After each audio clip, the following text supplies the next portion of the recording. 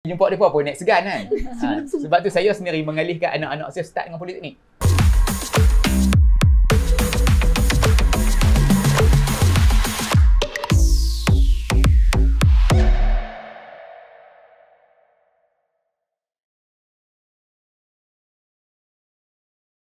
Okey, Assalamualaikum warahmatullahi wabarakatuh dan salam sejahtera. Okey, selamat datang ke podcast Kerjaya Telekomunikasi dari akademik ke dunia profesional. No? Okey, hari ini kita akan meneroka satu industri yang menghubungkan dunia telekomunikasi. Okey, sebelum tu apa kata kita minta panel-panel kita, ada 3 orang panel di sini, kenalkan diri masing-masing, okey? Okey, Assalamualaikum warahmatullahi wabarakatuh. Saya Ida Safina binti Aziz, Ketua Jabatan Kejuruteraan Elektrik di Politeknik Tuanku Sultan Nabaya. Masih Puan, Mas Purah. Assalamualaikum. Nama saya Muhammad Hizri Mahmud. Saya merupakan CEO di G2A Sdn Bhd. Okey, Assalamualaikum warahmatullahi wabarakatuh. Salam nuzul Quran. Nama saya Muhammad Khairil bin Osman. Depa bagi jawatan CRO. Chief Relationship Officer. Sebut bagi betul-betul lah CRO, budak-budak besar ni. Okey. Silakan Puan. Takut tu je. Okey, sekat silap lah. Okey, pertama sekali saya nak ucapkan selamat datanglah kepada barisan panel kita kepada sesi di sesi podcast kita iaitu yang bertajuk Kerjaya Telekomunikasi dari akademik ke dunia profesional, dan juga kami ucapkan ribuan terima kasihlah kerana sudi menerima jemputan daripada kami. Okey, untuk makluman para penonton pada hari ini, sebenarnya ada banyak isu yang nak kita bincangkan bersama-sama dengan panel pada hari ini, iaitu yang pertama adalah peranan sistem pendidikan dalam melahirkan tenaga kerja mahir dalam industri telekomunikasi. Yang kedua adalah kemahiran utama yang dicari oleh syarikat dalam bidang telekomunikasi. Yang ketiga, mengapa bidang telekomunikasi ini walaupun berkembang pesat masih kurang minat pelajar lepasan SPM ni. Sebab itulah kami kekurangan kekurangan pelajar di dalam bidang telekomunikasi ni. Okey, kemudian sejauh mana salah faham atau tanggapan negatif terhadap bidang ini seperti perspektif kerjaya yang sukar atau kurang menarik. Adakah kurang menarik bidang telekomunikasi ini? Nanti kita tengok. Okey. Kemudian adakah faktor gaji dan peluang pekerjaan selepas tamat pengajian memainkan peranan dalam pemilihan bidang oleh pelajar. Okey, jadi pastikan anda terus bersama kami dengan perbincangan yang penuh dengan ilmu dan pengalaman berharga ini. Jom kita mula. Alright. Sebagai pembuka bicara kita pada pagi ini, apa kata saya nak jemput Encik Hizri Mahmud. Okey, untuk menerangkanlah secara ringkas apakah yang dimasukkan dengan bidang kejuruteraan telekomunikasi ini. Okay, serta sejauh mana kepentingannya dalam dunia moden ni. Kemudian dari segi sudut pandangan industri, adakah wujud jurang antara keperluan tenaga kerja, okey, dan jumlah graduan yang dihasilkan. Okay, mungkin juga Encik Hizri nak share juga apakah peranan pihak G2R dalam industri telekomunikasi ini. Okay, silakan Encik Hizri. Banyak soalan dia. Banyak. Satu-satu. Dia bagi semua sekali supaya senang jawab. Okey, Dia senang. Kejuruteraan telekomunikasi ini dia sebenarnya merupakan, kalau zaman kami ini dia panggil kejuruteraan elektrik perhubungan. Kan, cuma kemudian dia revamp, dia dah modernize kan term dia tu, dia jadi kejuruteraan telekomunikasi. Betul. So sebenarnya telekomunikasi ini merangkumi tiga elemen. Satu, elektrik. Betul. Nombor 2 adalah network, nombor 3 adalah IT. So betul. 3 benda ni dia bergabung, itu yang jadi telekomunikasi tu. Telekomunikasi ini pada zaman sekarang ni memang dia dah jadi satu benda yang wajib. Betul. Kalau tak ada tu, dia orang kata tinggal IC, tinggal lesen tak apa, dia tinggal handphone. Kan? Sebab dalam kita punya gadget tu, handphone tu memang ada semua. Betul. Lesen, kereta semua ada dalam tu lah. Betul. So kalau nak cerita ni, bab telekomunikasi ni dia dah tak ada limit. Sky is the only limit lah. Betul. Kan? Kita ada dalam telekomunikasi ni, kita ada wired, kita ada wireless, kita ada space. Alright. Semuanya merangkumi kiranya 360 lah. Ya, kan? betul. Jadi kalau nak cakap in more detail ni, daripada segi orang kata apa, working opportunity yang ada kat dalam pasaran ni, satu benda yang saya rasa dia sangat meluas. Betul. Dan kalau bahasa kasar yang selalu saya cakap kat pejabat ni, pekerjaan yang tak akan habis sampai kiamat. Betul. Tapi itulah kita heran pasal apa generasi sekarang ni tidak memilih bidang telekomunikasi ni Heran sebab saya sendiri pun dulu saya dalam bidang telekomunikasi sebenarnya.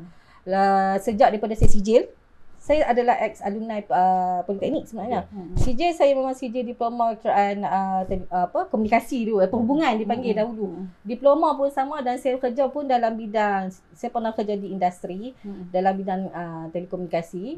Kemudian bila saya sambung degree barulah dalam bidang komputer lah, tapi komputer pun masih lagi dalam sistem maklumat dan masih lagi dalam bidang yang sama sebenarnya. Sebenarnya masa saya kerja dahulu tu memang orang kata apa? Seronok lah bagi saya. Tapi saya heran sekarang ni kenapa pelajar ataupun pelajar selepas SPM kenapa tak minat dalam bidang telco ni lah kan. Sedangkan kita tahu pekerjaan ni meluas. Dia sangat meluas. Dan juga ada juga yang pelajar kita ni dia takut. Dia mungkin nama ke ataupun tuan boleh komen lah. Adakah nama kita diploma kejuruteraan komunikasi ni bukan Puan Ida disalah anggap.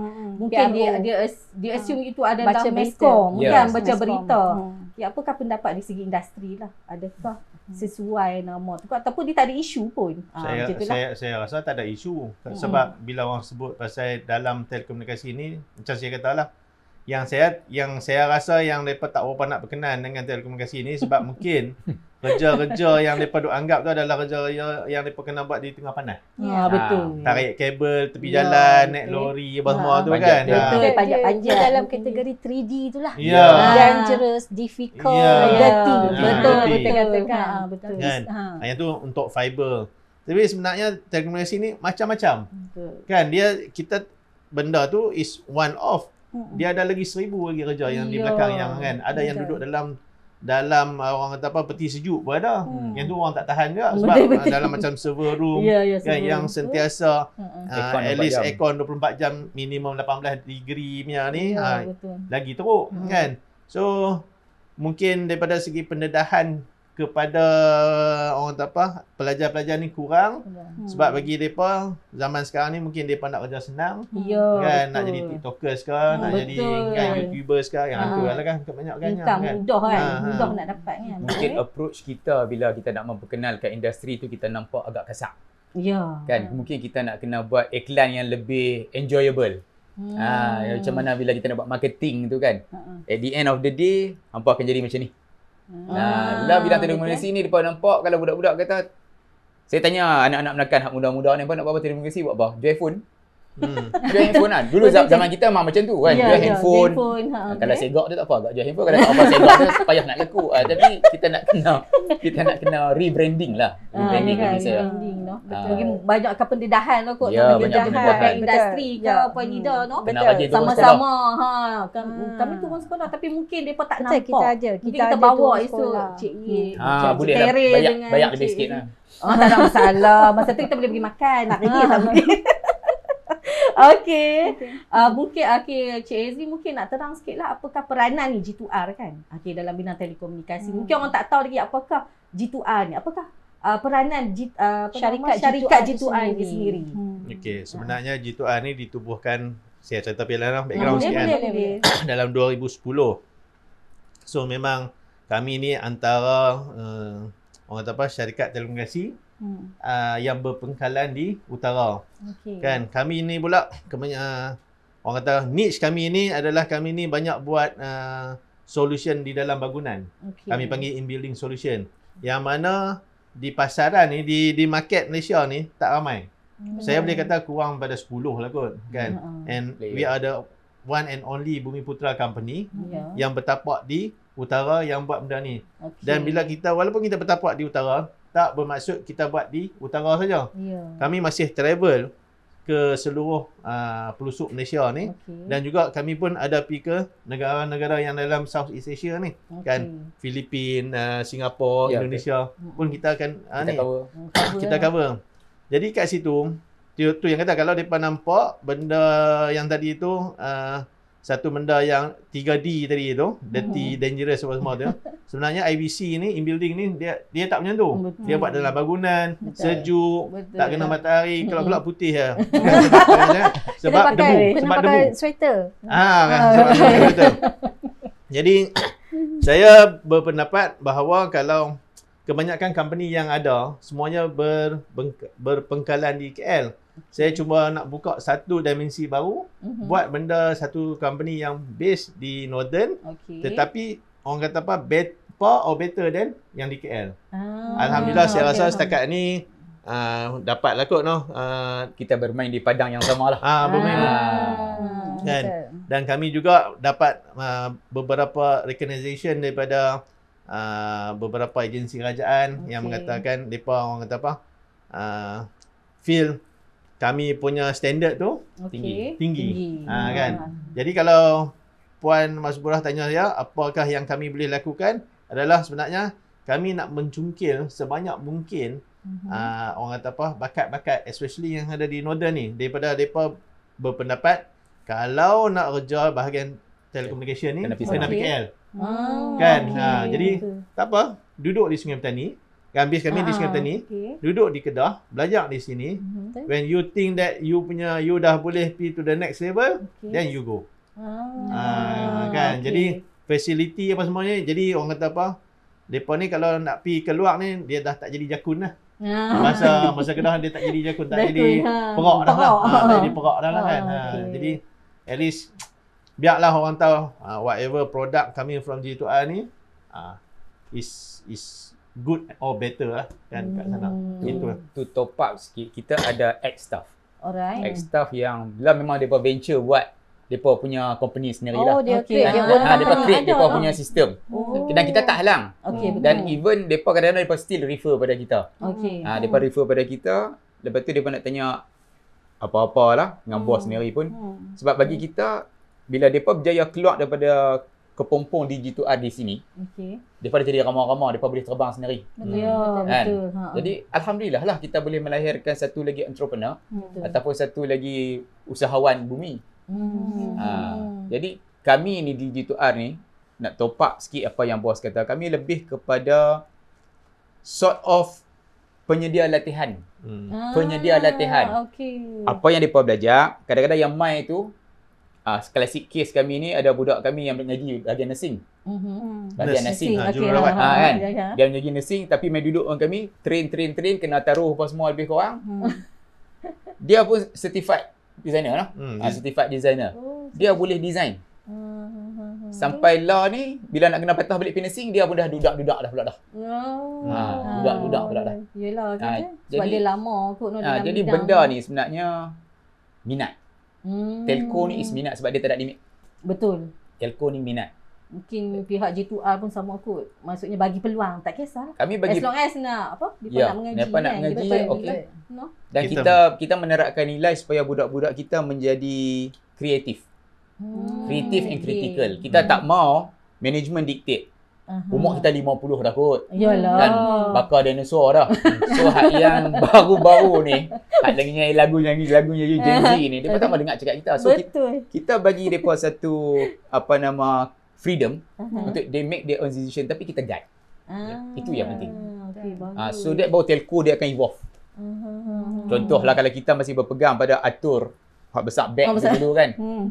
Lah bayangkan atur nak husung pergi balik-balik naik masa lebih. Ya, sungguhlah daripada hak besar tu, selagi tinggal besar mana kan. Itulah apa kata apa? Generasi no. Apa nama generasi sebesar-besarnya. Evolution terlalu pantas. Terpantas kan. Itu pun itulah kenapa pelajar masih belum berminat untuk menceburi bidang telco ni. Best tau sebenarnya sebab saya pun daripada bidang yang ini dan bekerja pun dalam bidang memang seronok.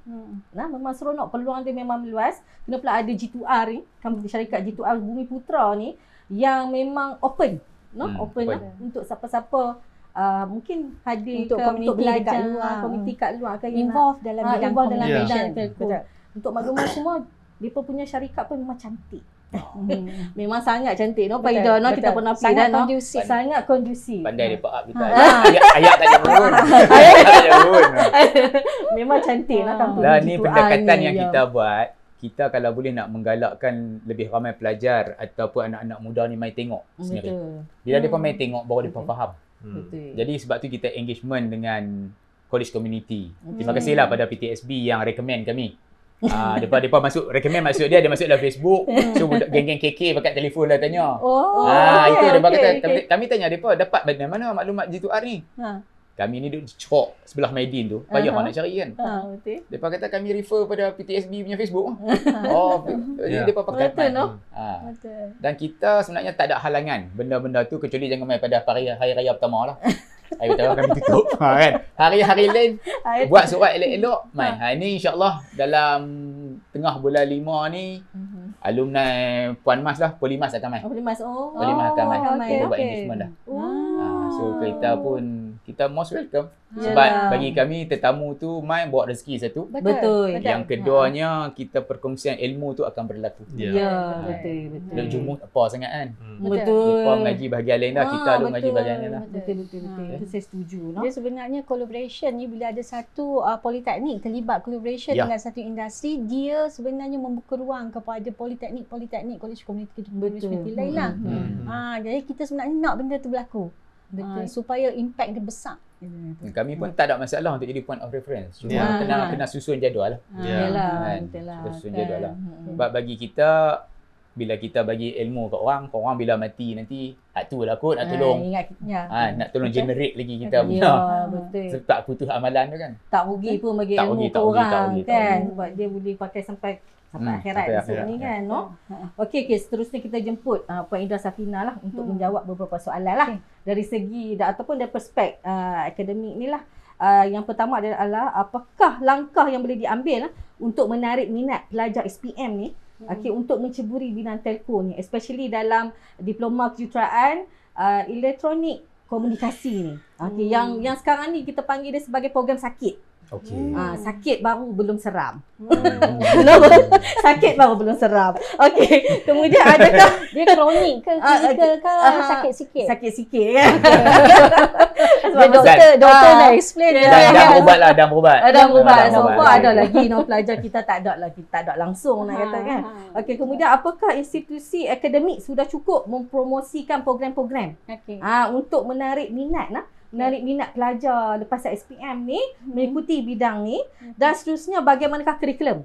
Kurikulum dan pendekatan pengajaran boleh diperbaharui untuk menjadikan bidang ni lebih menarik pada generasi muda. Mungkin ialah sebelum ni diingat macam tadi itulah kita kata telco ni dan 3D tadi kan. Sebenarnya dia luas. Kan. Okey. Silakan. Terima kasih Puan Mas, seperti mana yang telah dicerangkan oleh Cik Ezri dan Cik In sebentar tadi, di mana bidang pekerjaan dalam bidang telco ni sangat luas. Sangat luas. Dan seperti mana yang telah dimaklumkan oleh Puan Mas, dia merupakan graduan dalam bidang DEP, bahagian diploma elektrikal perhubungan lah. Perhubungan. Okay. Saya juga adalah lulusan ataupun graduan daripada diploma elektrikal elektronik perhubungan lah masa tu. Okey, di Polimas pada tahun 1995. Okey. Saya muda lagi tu. Muda lagi nah. Saya baru sekolah menengah. Dia bawa motor. Saya baru sekolah menengah. Sebaya. Kan? Okey, kalau kita tengok tahun 1995 tu 30 tahun backward kan? 30 tahun dah tu yang berlaku. Tetapi masih lagi ditawarkan di politeknik. Perhaps 17 politeknik menawarkan diploma kejuruteraan elektronik komunikasi ni. Betul. Okey kan? Jadinya kita nampak di situ, tetapi apa trend kemasukan pelajar ataupun permohonan pelajar masuk dalam bidang ni menurun lah. Agak menurun. Betul. Kan? Bila kita lihat balik, sebenarnya ia bukannya hanya melibatkan politeknik sendiri. Dia melibatkan banyak pihak. kat Okay. situ. Kita sebagai kita sebagai feeder talent tu, kita cuba melihat sebenarnya asas dia di mana. Yang boleh kita tambah baik kan. Yang pertama sekali kita tengok adalah kemasukan pelajar tu daripada sekolah-sekolah, jadi kita berbincang dengan JPM. Bagaimana kita nak buat untuk kita tambah baik lagi kemasukan pelajar, bukan saja dalam bidang DEP tetapi dalam bidang kejuruteraan khususnya. Betul. Syarat kemasukan ke politeknik dalam bidang kejuruteraan ni sebenarnya adalah dia perlu satu dia kena kredit BM, kredit BI, sejarah kena tahu. Lepas tu matematik dan juga salah satu mata pelajaran yang belum lagi digunakan. Sains kan. Jadinya itu adalah syarat kemasukan ke politeknik lah. Tapi bila kita tengok rupa-rupanya banyak yang mengalami kesukaran dalam menguasai matematik. Kan? Dan JPN sendiri pun memaklumkan perkara yang sama dan makin menurun kemasukan pelajar. Kalau kita dulu masa tingkatan 4 kita dah kena pilih nak masuk accounting ke nak masuk mana pengkhususan kan. Dan kan. makin ramai tidak memilih bidang sains. Betul. Tetapi sebenarnya bukan saja yang ambil bidang sains tu yang ada biologi, fizik, kimia, bio tu boleh masuk. Syarat dia untuk masuk cukup sains biasa pun dah boleh masuk. Tetapi mathematics tu adalah satu benda atau mekanisme yang kita kena carilah dia punya solutions dia, dan sebenarnya pihak sekolah sendiri pun tengah buat satu counterpart macam mana nak buat. Dan kemarin kita dapat cikgu-cikgu 150 orang guru counselling daripada sekolah menengah dan sekolah rendah mai dekat kita punya Dewan Kuliah Utama, dan adalah sedikit taklimat. Kita pun maklumkanlah perkara ni. Kita kata sebenarnya untuk pemilihan, kita kata student tu lepas SPM dia nak pilih kejuruteraan ke, dia nak pilih bidang sains sosial ke, apa semua tu.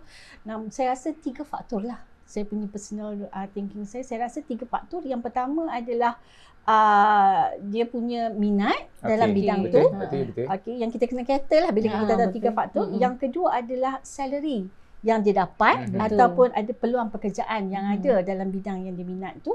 Dan yang ketiga, skill apa sebenarnya dia ada. Dia ni orang teori ke, orang praktikal ke, hands on ke kan. Jadi dia kena dah tahu benda tu. Jadi sebab tu bila apa yang kita buat adalah kita sendiri turun ke sekolah, kita bawa peralatan-peralatan kita untuk kita perkenalkan pada pelajar dengan intention bahawa itu adalah cara untuk kita mula-mula sekali kita cungkil dia punya minat dalam bidang bidang STEM ni lah kan. Jadi at least katalah kalau kita boleh bagi kat dia 10% minat dia increase pun dalam bidang STEM, is okay dah for us kan. Dan dalam masa yang sama kita jemput pelajar tu datang ke politeknik. Bila dia mai tu dia pegang alat, dia tengok lab, dia tengok apa semua. Dia dah ada satu memory tentang politeknik, tentang teknikal kejuruteraan, tentang lab. Jadi kat situ dia dah ada idea, oh bini pekerjaan dia. Kita dah cerita. Sebab tu tadi bila kita habaq kata okey kita nak pergi ke sekolah, kita bawa Cik Ian sekali. Cik Ian, Cik Izri kan. Cik Ian, Cik Izri cerita sekali. dunia industri yang sebenar, kita boleh buat. kejayaan sebenar. Dan selain daripada tu kita juga ada industri, contohnya ATNS sendiri, semiconductor industry kan. Sebabnya biasalah bila ada pelabur masuk tambah ke Kuliah High-Tech ni, of course the most important thing yang they look adalah talent. Ada tak talent dekat kawasan tu yang akan jadi supply kepada mereka punya industri kan.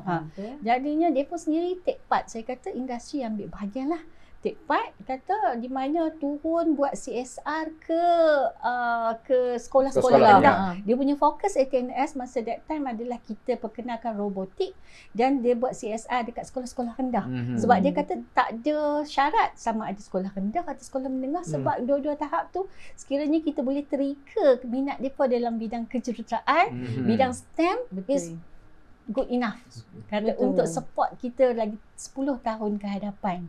Kan. Jadinya kalau kita tengok kat sini memang terlampau banyaklah kita katakan banyak bidang-bidang pembelajaran baru yang ditawarkan. Kan. Dan memang ramai nowadays saya rasa trend lah kot suka pilih bidang yang non engineering. Dia pun susah.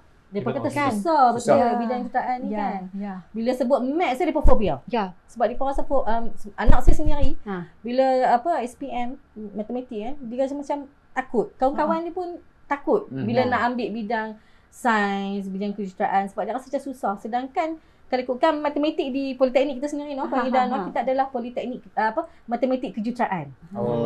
Kan depa duk bayang maths yang susah yang ni. Jadi macam sebab tu mungkin depa takut. Lah nak masuk tak ada AdMath dah ke?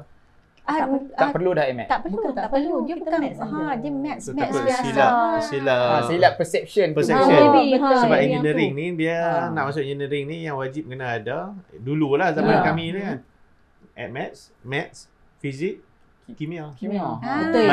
Bio ni kalau ada ni sebab nak jadi doktor betul. Betul. Sekarang lebih minimal lah. Ya, Kita kata minimal, sepatutnya Nak minta masuk balik lah. kena minta masuk balik lah. Sebab kita nak support kan, support pelajar-pelajar kita yang lepas SPM ni masuk. Sambung belajar. Saya Janganlah rasa setakat masih lagi ada orang bagi pemikiran yang menyatakan bila Skeptical. kejuruteraan ni AdMath tu penting. Ya. Saya rasa stigma tu masih stigma ada. tu masih ada. Stigma tu masih Kan. kuat. Sebab bila saya tanya ada kawan-kawan yang mengajar di poli-poli lain lah. Sampai anak saya tu math paling teruk lah. Dia baru offer lagi. Dia masuk betul. tukar kos kan, tukar Sebab kos. dia masih lagi kredit Kredit. matematik. masih kredit. Kredit Kan? okey. Kredit tu Saya selima sendiri kat atas personally tu kalau tak okey tahu lah. benda ni, saya duk rasa AdMath tu satu yang menjadi obstacle kepada Ya. anak-anak kita dalam bukan. engineering ni. Math moden biasa saja. Kita ada matematik kejuruteraan. Dia Jadi, saya rasa apa yang kita sama-sama boleh buat, kita revamp engagement kita dengan pihak sekolah. okey. Menceritakan Dia, kita jangan target cream of the crop. Sebenarnya, budak-budak yang nak kerja bidang telco ni, pada pendapat saya, adalah bukan budak-budak yang duduk di barisan utama. Betul. Depa ni hak yang antara cerdik tak cerdik, pandai tak pandai. Dia macam tu. Betul. Kan? Hak yang pandai ni terus cikgu puji beasiswa lah, betul apalah. lah, Naik pentas hari-hari ketua pengawas. betul. Ni kita kena cater hak yang siapa pun tak tengok depa ni. Betul. Sekali saya rasa kalau kita ubah lampu tu, pitala kat depa, ada cahaya. Betul, betul, betul. no? Ada cahaya. Betul. sebenarnya kalau saya diberi pilihan, Okey. saya akan cari budak-budak kalau cara ni yang selalu kena panjat kursi lah. Ha. Sebab depa betul. ni kreativiti depa lagi bagus daripada yang naik Baik, pentas. Betul. Kan kreativiti ni penting macam kata critical thinking. Betul. Kan? Betul. Yang menang panjat ni akan ada jenuh sikit. Sungguh tu. Tapi kadang-kadang di pihak sekolah tu depa nampak geng-geng ni geng-geng yang tak Bermasalah. ada harapan. Betul. Dan kalau kita tengok dalam bidang kejuruteraan pun attribute yang kita utamakan critical thinking tu Yes. perlu kita katakan. Sebab apa saya nampak sebenarnya kenapa matematik tu perlu kredit untuk masuk bidang kejuruteraan. Sebab kita perlu orang yang sebab kita tahu bila kita nak menyelesaikan satu problem matematik, dia mesti ada satu kepakaran critical thinking, problem solving Yes. dalam matematik tu. Jadi kita nak orang-orang pelajar-pelajar yang ada that critical thinking, problem solving teknik apa semua tu masuk bidang kejuruteraan. Itu sebenarnya syarat tu dibuat. Kita nak matematik tu kredit. Katakan Bukan nak kira masuk ni sebuah pengiraan tak juga. sebab Kan, kadang-kadang banyak kita pihak. tanya kan ni subjek kita belajar ni waktu ni nak guna masa bila? Betul. Kan? Ha. Ada subjek yang susah kan bila nak guna masa kerja nanti tak Kita guna. dulu pun kan, bila pegang buku log tu kan, dalam tak ada Betul. kalkulator tu. Betul. Nak buat apa buku log ni? Kan? Betul. Ada kawan saya kata, buku log ni kita buka, sehari kita tikam satu nombor. Semua dapat lagi. Contoh lah kan. Tapi menunjukkan kita mungkin pendedahan daripada sekolah kot. Betul. Betul. Kan, pendedahan sekolah lah. Kita nak kena bagi feedback kepada pihak berwajib. Supaya pengkhususan tu diceritakan dalam keadaan yang lebih relax. Betul. Relax. Law ni ketat. Yalah. Kalau macam doktor tu tak payah dah lah kan. Yalah. Mati orang kan. Betul Ni lah.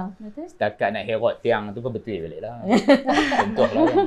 Betul pun hak tu. Yang saya kan. tengok kawan-kawan yang berjaya sebenarnya bukan budak-budak yang krim pun. Ya. Betul. Kan? Hak kawan sebelah saya pun sama ya kan. Kenakalan dia tu kita kenal lah kan. Tapi dia jadi orang lah. Dia cerita dia jadi yang orang. sebelah Lebih berkawan dari tu. Sebelah berkawan tu pun. Sebab berkawan jadi kita. Ada cerita dalam podcast lagi dia Google lagi sampai dia ada. Mana tahu kot lagi ramai-ramai ni siap tak surat dah PG2R kan. In term of curriculum kita tu tadi kan. Itu Yang kan kata betul. curriculum tu. Apa dia tadi soalan yang pasal curriculum tu? Kurikulum tu okey, apakah pendekatan lah pengajaran lah yang boleh diperbaharui menjadikan bidang ni lebih menarik pada generasi muda. Mungkin kadang budak-budak lah kan dia tak mau yang orang kata apa? Benda yang dia lebih pada visual lah. Kalau kita tengok dah dia suka visual. Dia pun tak suka benda yang by book sangat kata dia tak mau. Kan kalau tengok budak-budak lah dia pun suka benda macam tu. Kalau kita ajak student sekali pun Faida kita banyak menggunakan Kahoot. Kita gunakan OBE lah. OBE dia pakai YouTube kan. Kita bagi dia video teaching tu kan teknik tu kan. Kalau kita terang kat kelas pun dia pun ngamor kan. Ngantuk lagi kan. Jadi bila kita guna teknik yang mungkin ada pendekatan di situ. Dari segi teknik pengajaran staff ke kan dalam setiap subjek tu. Okey, untuk teknik pembelajaran staff ni sebenarnya kita ada beberapa perkara yang kita kena perkemaskan. Satu, of course lah, kita nak tengok siapa yang kita ajak. Ya, kan? betul. Sebab kita punya generasi, saya pernah dengar satu ceramah tu, dia kata, cuba cerita lagu senyum kot yang tahu. Lagu kau dah. Lagu ada perkataan senyum. Lain tau. Generasi kita senyum seindah suria. Betul. Lagu senyum. Betul. Kan? Okey, dia ada lagi hak senyum lah. Dia kalau kita tanya nyanyi ya. Lagi dia kena cut hak tu. Kan? Senyum yang kemudiannya tu, senyum generasi tanya, dia ada apa? Dulu senyum yang dok kilau tu. Senyum lah. Kan? Senyum budak-budak lah ni apa? Senyum selalu. Betul. Dia punya pendekatan. Betul. Evolution lah. Evolution dia sama. Berbeza. Evolution. Sama juga dengan teknik mengajar. Kata, jadi kita kena perkasakan teknik mengajar dalam kita ada teaching teknik, pelbagai teaching teknik dikenalkan kepada pesyarah. Dan lagi satu daripada segi perubahan kurikulum. Ya, betul. Okey, perubahan kurikulum ni untuk kita mendapatkan kurikulum yang very in demand dengan industri ni. Betul. Kita memang melibatkan kita panggil sebagai quadruple helix lah. Di mana kita perlukan 4 pihak. Betul. Government terlibat, dan kita punya industri terlibat, dan institusi sendiri, dan kita juga dengan komuniti, kan? Dan kita sentiasa libatkan industri di banyak pihak. Di peringkat JPPKK sendiri kita ada panel industri kita, penasihat industri kita di peringkat JPPKK. Politeknik pun kita ada lagi panel penasihat industri di Politeknik. Begitu juga di peringkat program. Ada lagi. Maksud dia kita nak hampa kita ngam. Ngam kan. Jadinya di situ kurikulum kita macam ni kita nak buat, kita revise. 5 years kita tukar. 5 years kita tukar. Kita tahu sekarang ni semua orang bercakap tentang AI, semua orang bercakap tentang 4IR. Kan? Benda-benda tu sebenarnya untuk kurikulum kita yang baru-baru ni last year 2024 yang reveal tu memang telah dimasukkan 4IR, memang very updated lah. Feature-feature sudah dimasukkan lah. Ya, tetapi kita tak nafikan bahawa teknologi ni sangat pantas. Sebab tu kita kata kita ada program-program pensijilan profesional pula. Kita invite masuk lagi. Katalah untuk menyokong. Kita nak pastikan pelajar graduan yang kita hasilkan tu memang laku bukan saja di dalam Malaysia tapi dekat luar Malaysia. Ada tak? Boleh tak graduan kami pergi kerja dekat luar negara? Boleh. Tak ada masalah. Dalam bidang telekomunikasi. Memang saya dulu pun macam tu juga. Kan, saya reverse balik. Saya first job saya adalah dengan one of telecommunication company, Maxis. Saya kerja for 5 years. Lepas tu saya keluar. Saya merantau. Saya boleh kata setengah pada dunia ni lah. Saya merantau as jadi consultant, kan. Yang tu yang kita tak boleh nak cerita benda ni to the student. Lagi mereka terlalu nak pick up ke situ. Betul. Daripada situ, daripada kalau segi daripada dia punya imbuhan dia tu, we are talking in USD or pound sterling. Kan. Memang boleh. Kan. Tak ada dia tak semestinya orang kata apa? You nak kena ada master, you nak kena ada PhD baru you boleh. No. If you are diploma holder pun you still can go. Betul. Ramai kawan-kawan saya macam tu. Dan dia rasa dalam bidang telco ni dia bukan kata level engineer saja. Level bawah rigger ni pun ada keperluan kadang-kadang di luar negeri. Contohnya kalau kita tengok kes ada seorang staff kita nama Cik Zainal kan. Banon kita lah kan. Okey. Dia satu ketika adalah supervisor untuk satu company yang besar Ericsson di Indonesia. Waktu ketika tu kepakaran dia tu penting. Jadi maksud dia kalau dia kosong pun dia boleh pergi luar negeri. Kalau budak-budak ni ada diploma.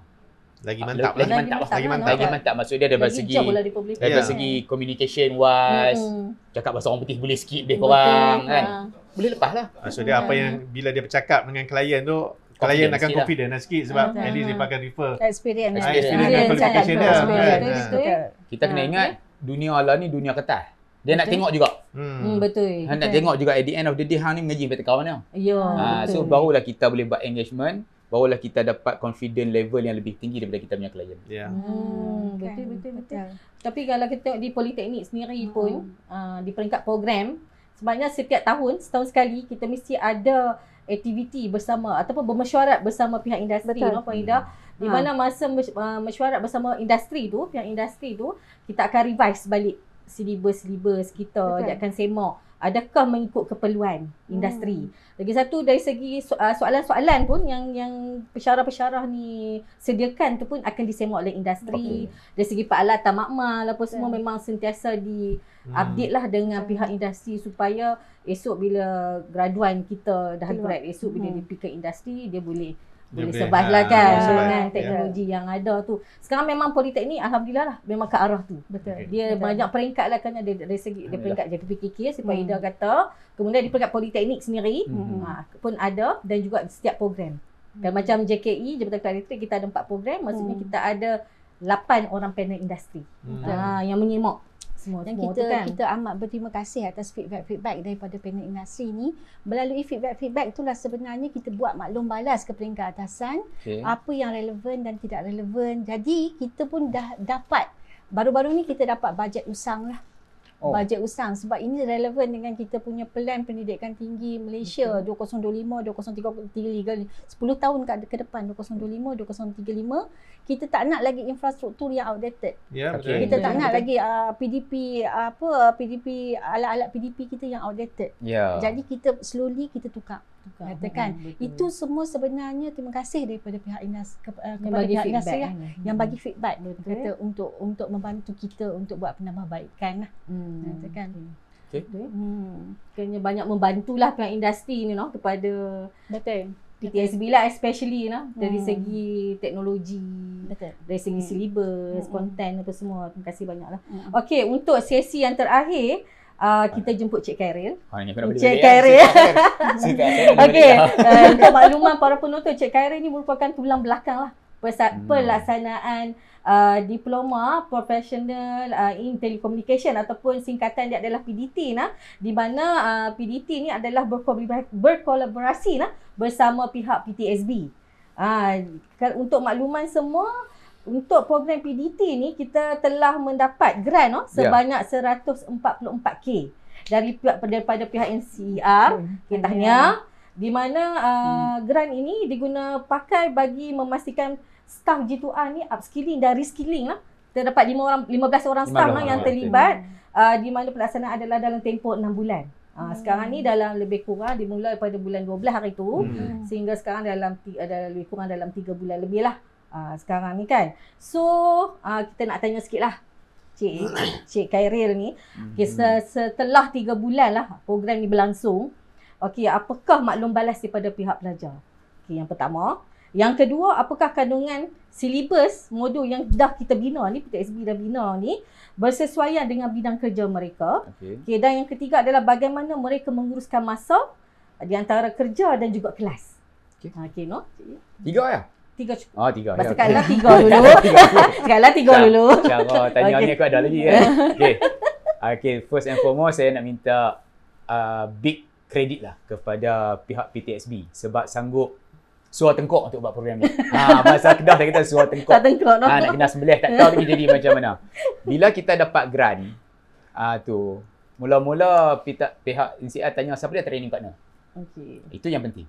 Sebab depa tahu ada organisasi yang menggunakan grant tu, tapi at the end of the day projek tu tak berjaya. So kita pun bos bagi arahan, kita jangan bagi malu muka kita lah. Kan?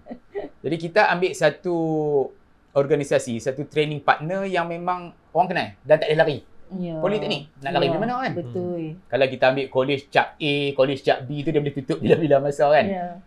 Jadi itu titik tolak dia. Kita work out, kita buat kerja. Selepas beberapa ketika kita melihat bahawa tim kita ni, staff kita yang menjalani program ni, mereka ada satu pemikiran yang berbeza. Slowly. Slowly. Sebab dulu mungkin pada ketika umur muda tu mereka tak diberi peluang untuk berada dalam institusi pengajaran. Ya, betul. Dan lah bila mereka berhadapan dengan lecturer, walaupun at the beginning program ni macam-macam hassle and tussle lah. Yalah, Nak suruh orang mengaji ni bukan senang. Betul. Nak suruh orang mengaji ni bukan senang macam kita dulu lah. Nak pergi mengaji Quran, pak tak banyak, tengah belakang tak pergi kan. Tapi betul. Jadi kami ni sebagai bapak lah, wak tengah belakang, berkelai ni hari-hari sementara kelas nak start. Kan? Macam-macam. Jadi kita pun buat muka kering lah. Kita bagi mereka buat juga. Bila mereka buat, lah kita nampak bahawa mereka dah mula cakap tu, minat tu dah mula timbul. Tunah tu dah ada. Alhamdulillah. Rupanya ada di kalangan mereka ni yang talented. Ya betul. Okey, contohnya dalam programming.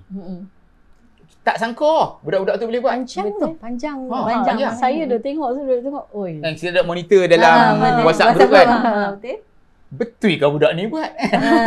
Dengan perangai yang kita kenal tu kan. Allah Akbar walillahilham. Kan? Lepas tu AutoCAD. Kita ingat mereka belajar buat bulat dia kan. Mereka boleh design buat rem, Buat basikal. buat basikal. Kalau suruh bagi kita pun lari. Okey. Jadi yang last week apa dia yang banyak tu programming tu buat litat IoT project. Dan saya rasa depa ni lebih cepat faham. Betul. Depa ni lebih cepat faham sebab benda ni harian depa, cuma terminologi atau teori tu tak diguna pakai dengan sepenuhnya. Betul. Kan itu menjawab soalan tentang feedback depa. Yang kedua apa dia ada lupa Pira? Yang kedua syllabus. Syllabus. Ya. Syllabus ni sebenarnya kita kena dynamic syllabus. Dynamic maksud dia kita tak boleh stagnan dengan syllabus yang kita ada. Tapi buat masalah cukup.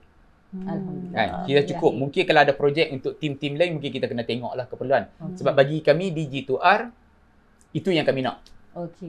Dan kita pun ucap ribuan terima kasih juga pada PTSB yang berlapang dada untuk panggil kita berbincang tentang syllabus. Susah. Alhamdulillah. Susah. Kalau nak buat syllabus ni bukan satu benda yang senang. Ya, betul. Jadi bila minta pendapat kita dan penglibatan kita secara direct. Contoh, subjek safety. Kita panggil safety officer kita bagi feedback. Ya. So dia tahu. Betul. Kan? Subjek bahagian management sikit-sikit PMO kita bagi feedback. Jadi benda tu mix and match. Mix and match. Betul. Jadi kita menghidangkan apa yang mereka nak makan lah. Betul. Lah kita buat gulai, mereka nak makan sambal. Siapa nak hadap benda tu kan? Ya. Lah kita panggil, kita duduk, kita dah tengok, hampa hala tuju ke arah ni. So kita mix and match, menu tu semua orang boleh makan. Lecturer yang nak menyediakan menu tu pun senang, budak yang nak makan menu tu pun senang. Betul. Itu tentang syllabus.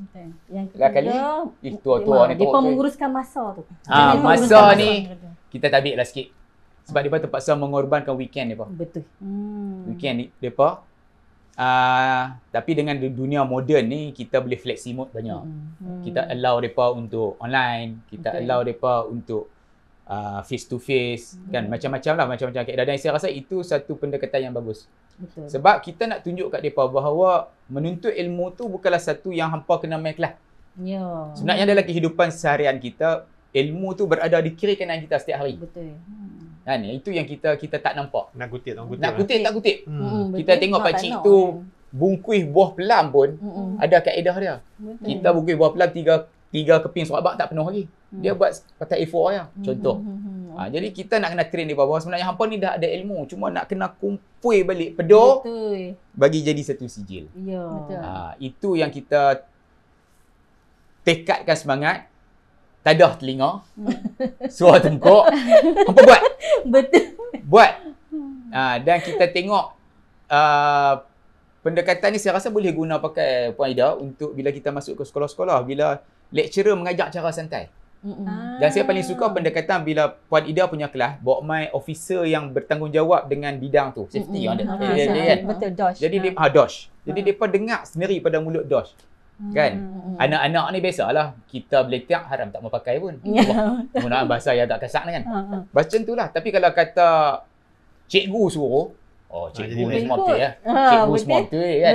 Betul parti betul lah. Parti betul. Macam kami pula, kami ni cikgu mengajar anak tak percaya cakap kami. Sama. Dia cikgu. Sama. Kena outsource. Dia outsource. Saya belajar dalam bidang bahasa Inggeris. Anak kata ayah cakap tak betul. Okey, fine. Tak apalah. Ikut suka hangpa lah kan. Jadi kita kena buat pendekatan macam tu. Mungkin budak-budak ni di peringkat sekolah kita kena buat career camp atau career path. Kita kena buat career camp saya ingat. Tapi kita melibatkan industri, fun camp. Masuk fun camp macam ni. Kita boleh buat satu perkemahan 2 hari semalam. Okey, salah satu benda aktiviti dia abseiling. Budak-budak mesti suka punya. Abseiling ataupun rappelling. Kan turun tali flying fork kan. Yalah. Habaq kat depa kalau hangpa nak guna benda ni hari-hari, ajar telco. Hari-hari hangpa kena pakai harness. Ada budak-budak lelaki yang nak tunjuk hero ni, kita gantung tengok jadi macam mana. Saya pernah try. Baru jalan je. Baru jalan saya pernah try. So kalau ada anak-anak yang kita rasa yang second level yang kita bercakap pada awal program tadi. Yang kita tengok nampak kahak sikit. Kita pergi gantung tengok. G2R boleh sedia tolong gantung mereka. Oh boleh? Boleh. Kita ada training ground. Kita ada training ground yang telah diiktiraf oleh trainer daripada konsultan yang Verbally certified lah. Verbally certified lah. Dia kata boleh pakai. Boleh Boleh pakai. So kita gantung tengok apa waktu tu kita tahu dunia tu kecil besar. Jadi kita kena buat macam camp macam tu. Sambil kita pump depa, okeylah practical macam ni. Betul. Mau tak mau kerja macam ni. Mungkin kalau macam tu kolaborasi antara PTSB dengan G2R untuk orang kata apa, make this career more fun. Betul. Kita kena ada that kind of spirit lah. Pendekatan yang betul. motivasi. Betul. Kan? Kita kena buat lain benda lain. Ya. Kita kena fikir luar kotak. Kita tak boleh ikut normal punya syllabus, tak boleh. Tak boleh. Just sit in the classroom apa semua tu Shoot kan. video ke Kak Ida sekali Betul, kita pergi, lepas tu Nanti promosi kita bawa pelajar paparkan. kita sendiri, kita pergi gantung. Dah mungkin kelas tu. Ada kelas yang 2-3 jam tu, minggu ni kumpul semua. Okey, satu hari pergi sana. Tak ada masalah. Kita boleh ni. Kan? Boleh. Jangan berbuat This is what we call the beauty of kita ada satu tagline tau, kita punya JPK, kita punya TVET ni adalah TVET for all. Ya. Kan TVET for all. Dan satu lagi bagi saya untuk menambah minat anak-anak ni dalam bidang telco. Mungkin yang belajar lah ni pun dia pun terpaksa lah kot ataupun hard tu saja dia boleh mengaji. Kan? Lepas ni aku tak kira aku nak jadi influencer ya. Tapi untuk menambah minat mereka, saya cadangkan pada pihak akademia untuk bagi sijil tambah nilai. Contohnya, budak-budak ni keluar daripada ada WAH certificate, working at the height. Professional lah, Professional. cert. Green card ke WAH ke. Sebab WAH ni kami dah bincang, boleh buat dekat tempat kami. Jadi tak payah pergi jauh-jauh. Okay. So, cari grup 20 orang ke 15 orang yang nak ambil WAH ni, 3 hari punya kursus, lempak kat kami. Kami cater lah dulu. Kami sangat mengalu-alukan benda-benda macam tu. Kita panggil trainer. Jadi kita lepas tu bila kita tengok PTSP dah bentuk dengan rangkaian polylane, kita offer pada polylane semua. Bila ada saja kad tu, bila depa pergi interview, harga depa lain lah. Harga depa lain. Betul. Harga depa lain. Lah ni masalah bila kami sendiri buat interview, mai kosong, pengalaman kerja tak ada langsung. Lesen kereta tak ada, kerja apa tak pernah buat. Jual nasi lemak pun tak pernah. Semua mock fit. Tapi bila depa keluar dengan green card, hang boleh di mana? Saya nak gaji saya 2,500 sebab saya dah ada green card. Betul. Kan? Baru industri tak boleh tolak. Tidak, industri nak kena fikir. Value added. Value added. So industri pun dok kata lah budak ni cerai yang main tengok nak kerja tak kerja, kami pun tak confident 3 bulan boleh tahan ke kan. Tapi bila dia ada green card maksudnya dia dah bersungguh. Betul. Lepas dia dah expose dengan industri punya teknologi paling simple, hang nak kerja dispatch tak ada lesen motor. Nak kerja dispatch pada. Betul. Itu yalah. Kan. Kita ada kalau dalam bidang industri yang kilang-kilang yang ada di Kulim High Tech ni, kita hantar kepada KTPC untuk mereka buat training kat situ. Kita ada pelajar kita yang dibayar gaji diploma RM5,000. Sebab apa?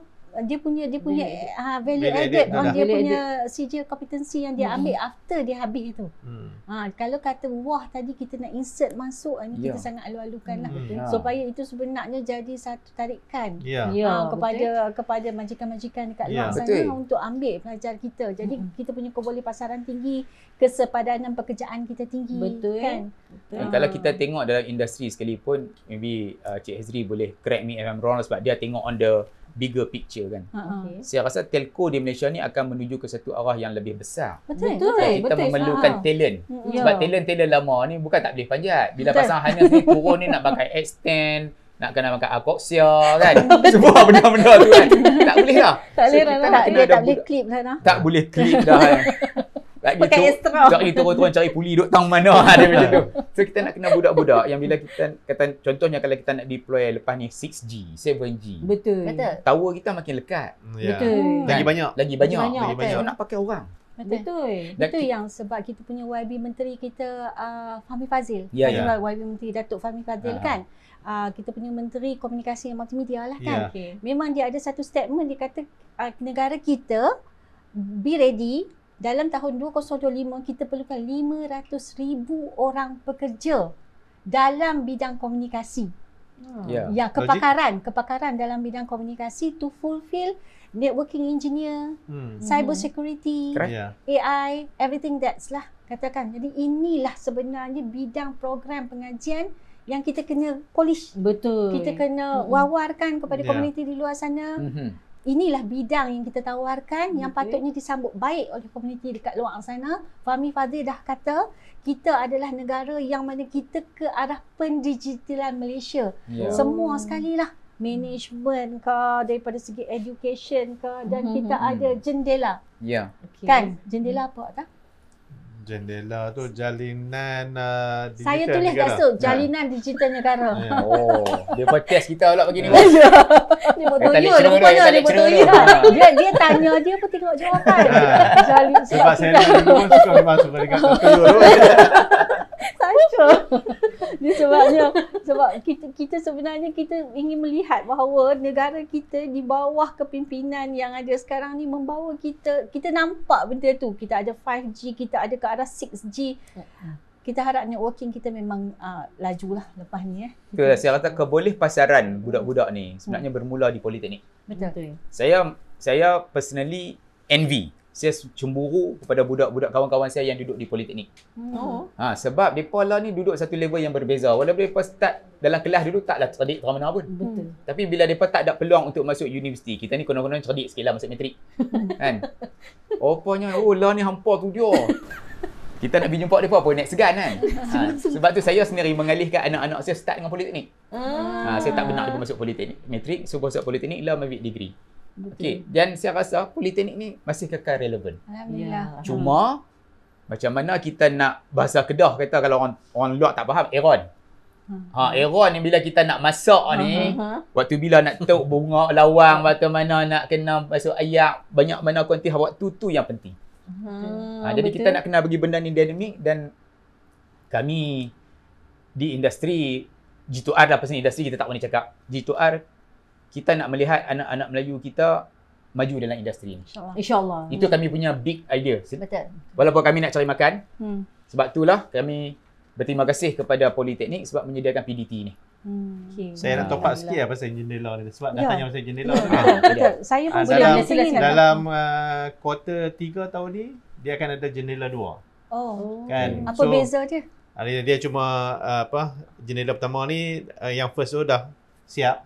Yang ni lebih kurang pemasangan tower-tower di luar orang tempat luar bandar lah. Kawasan pedalaman. Kawasan pedalaman. Yang kedua ni akan bermula kuarter 3 tahun ni.